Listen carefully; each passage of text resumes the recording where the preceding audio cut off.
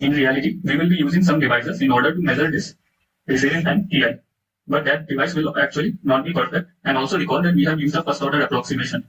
So due to that approximation, there will also be some errors. We can call that model errors, and the errors due to the recording device can be called as device errors.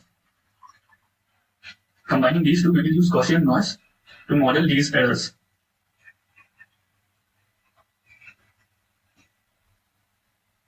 So then what we will get is, instead of this R and I equals to C times Tn minus T dash, as we saw earlier, this won't be valid now. Rather, what we will have is R and I equals to C times Ti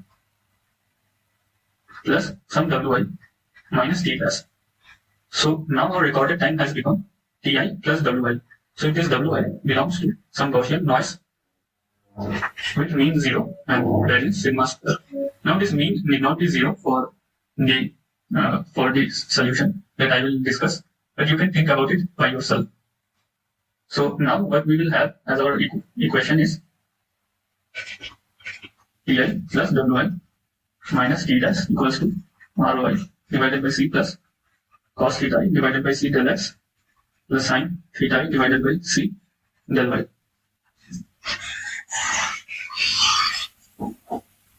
Now we can define a new quantity just to simplify the notations of it. I am defining this tau I as follows. Tau I is given by Ti minus Roi divided by C. Now notice that we know this Roi because we already know the old position x0, y0. And this is something, Ti is something we are measuring.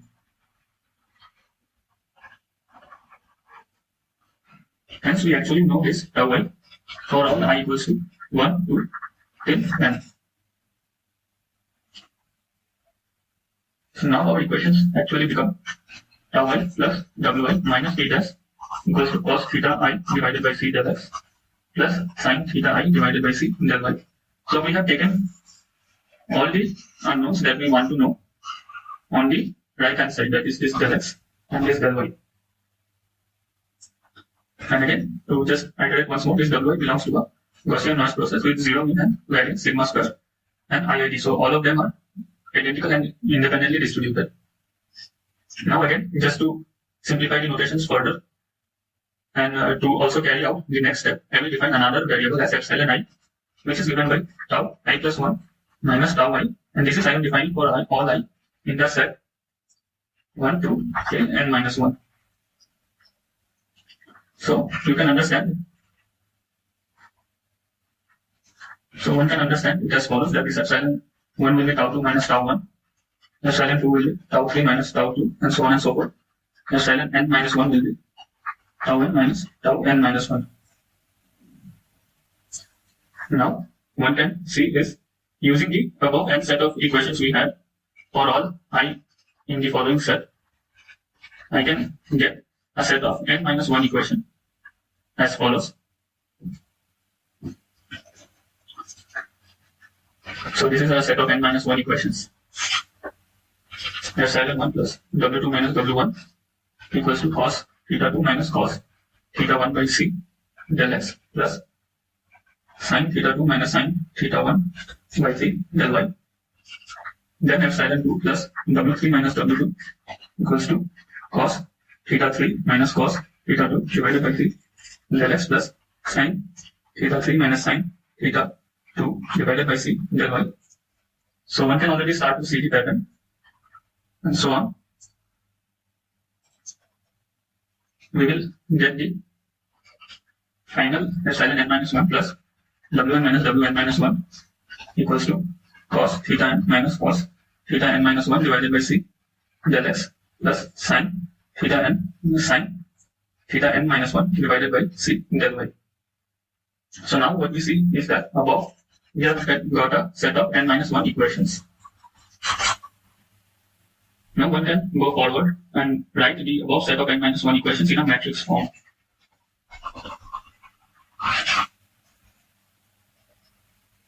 So this will be given as follows: epsilon 1, epsilon 2, till epsilon n minus 1 equals to some matrix multiplied by del x del y plus the noise terms W1 minus W2 W2 minus W3 till W n minus 1 minus Wn. And this matrix over here is actually, I am writing the 1 by c term offset, and this will be cos theta 2 minus cos theta 1, sin theta 2 minus sin theta 1, then cos theta 3 minus cos theta 2, sin theta 3 minus sin theta 2, and so on and so forth. We will go till cos theta n minus cos theta n minus 1, sin theta n minus sin theta n minus 1. So now the form we got here is actually given as follows: x equals to some h theta plus w. So this x corresponds to this epsilon terms, this h corresponds to this term, this theta is what we want to estimate, and this w is the noise terms. So we can see that this x is kind of the observation which belongs to this r n minus 1, this h belongs to r n minus 1 plus 2, this theta belongs to r 2 plus 1, and finally this w belongs to r n minus 1. So now for this kind of equation given as x equals to h theta plus w, where we want to estimate theta and x is our observation, and we also have expectation of x given as h theta. In such cases, the best linear unbiased estimation, abbreviated as BLEU, is given as H transpose C inverse H whole multiplied with H transpose C inverse X. Where again, this X is the observation, so you will observe that vector, and then you will estimate the best linear unbiased estimator. Now I will not derive this formula over here, but you can look into the relevant sources, which are linked below.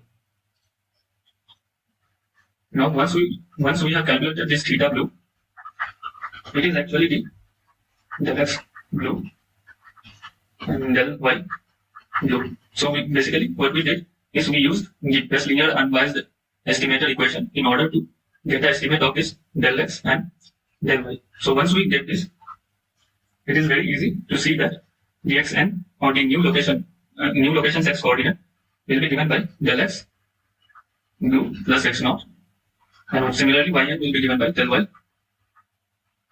BLEU plus y naught. So in this manner, using the information that is encoded in the time difference of arrival of the EM pulse or the EM wave, which we have received at this T1, T2 and so on till Tn times, is being utilized to get an estimate of the new location xn and yn. So actually here one can also, just for clarity, write asterisks here, because this is actually an estimate and it will not be the actual value which is xn, yn. It is the actual position of the object when the EM wave was emitted. It is rather an estimate, or kind of the best linear unbiased estimate that we have achieved using this n set of informations given to us. Now if the above solution is clear, we can just repeat those steps in order to achieve a continuous source tracking. So what I mean by that is as follows. Suppose we knew this x0 and y0, that is the starting location of this object, and then it moved to a new location and then emitted this EM pulse. And we received it using these antennas that we have scattered across this 2D plane. Then using this T1, T2, T3, and so on till this Tn values. And also the knowledge about this x0 and y0, we can estimate this xn, yn. So now we have achieved this correct location, or we have estimated this xn and yn. Then again, suppose this object moves to another new location. That is given by suppose xnn and ynn. And then it again transmits a wave, which is received by these receivers at T1 dash, T2 dash, T3 dash, so on and so forth till Tn dash. And now we have the information about this T1 dash, T2 dash till Tn dash, and also the past location that we have estimated as xn, yn. Suppose I am using this asterisk just for showing that these are actually the estimates and not the actual values. So now once we know these values, we can easily now get the xnn estimate and ynn estimate.